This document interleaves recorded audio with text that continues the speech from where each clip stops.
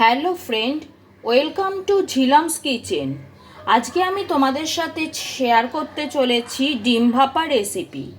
ডিম খেতে কার না ভালো লাগে, কিন্তু ডিম কষা খেতে খেতে যখন একঘেয়েমি হয়ে যায় তখন মাঝে মধ্যে ডিমের এর ধরনের রেসিপি বানিয়ে খেলে মন্দ কি। তোমাদের যদি আমার এই রেসিপিটি পছন্দ হয়ে থাকে তাহলে তোমরা লাইক, শেয়ার, কমেন্ট করো। আর আমার চ্যানেলের নিত্য নতুন রেসিপির আপডেট পেতে গেলে আমার চ্যানেলটিকে অবশ্যই সাবস্ক্রাইব করো। তাহলে চলো শুরু করা যাক রান্নাটা।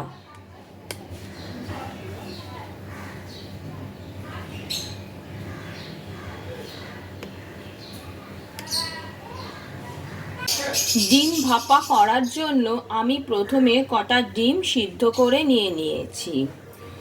এবার ডিমগুলোকে ছুরি দিয়ে আড়াআড়িভাবে কয়েকটা করে চিড়ে নিতে হবে। এভাবে ডিমগুলোকে আমি প্রথমে চিড়ে নেব। এইভাবে চিড়ে নিলে মশলাগুলো ডিমের মধ্যে বেশ ভালোভাবে ঢুকবে।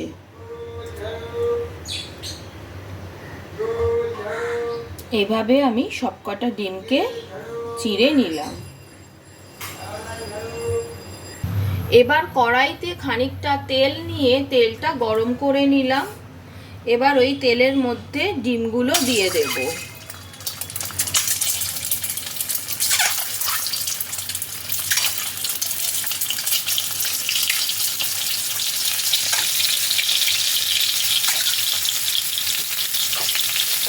ওপর থেকে ছড়িয়ে দেব সামান্য একটু নুন।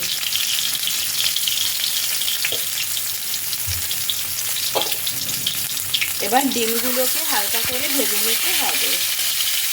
ডিমগুলো খুব বেশি ভাজার দরকার নেই।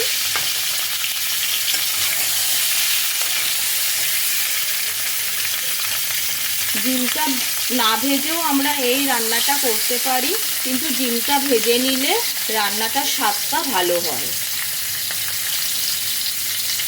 ডিমগুলো হালকা করে ভাজা হয়ে গেছে। এবার এগুলোকে আমি তেল থেকে তুলে নেব।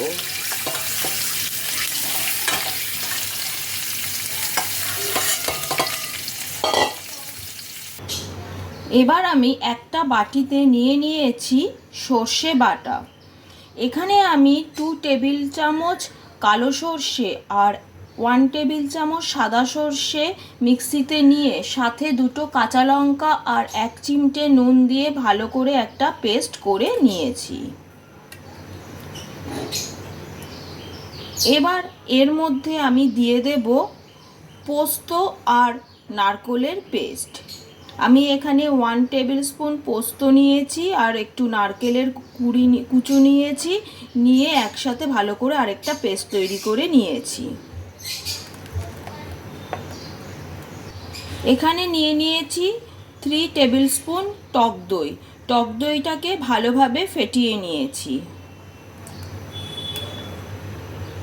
এর মধ্যে দিয়ে দিচ্ছি 1 টিস্পুন হলুদ গুঁড়ো,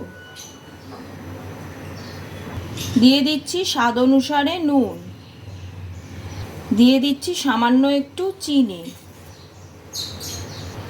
আর দিয়ে দিচ্ছি 2 টেবিল স্পুন সর্ষের তেল।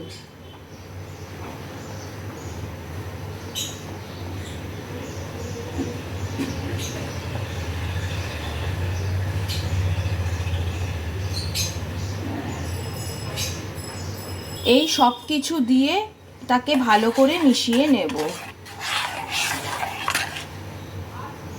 সব কিছু ভালো করে মেশানো হয়ে গেছে। এবার আমি এর মধ্যে দিয়ে দেব সিদ্ধ করে ভেজে রাখা ডিমগুলো।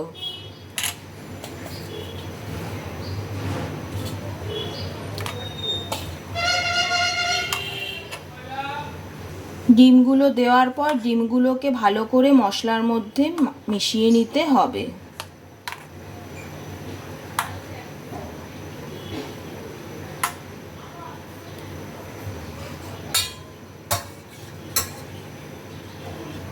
সবশেষে দিয়ে দিচ্ছি ওপর থেকে কটা চেরা কাঁচা লঙ্কা। এবার গ্যাসের ওপর একটা কড়াই বসিয়ে নিয়েছি। কড়াইতে বসিয়ে দিয়েছি একটা স্ট্যান্ড। তাতে খানিকটা জল দিয়েছি। জলটা গরম হচ্ছে, যেই ফুটফুট ধরতে আরম্ভ করেছে আমি সেখানে বসিয়ে দিলাম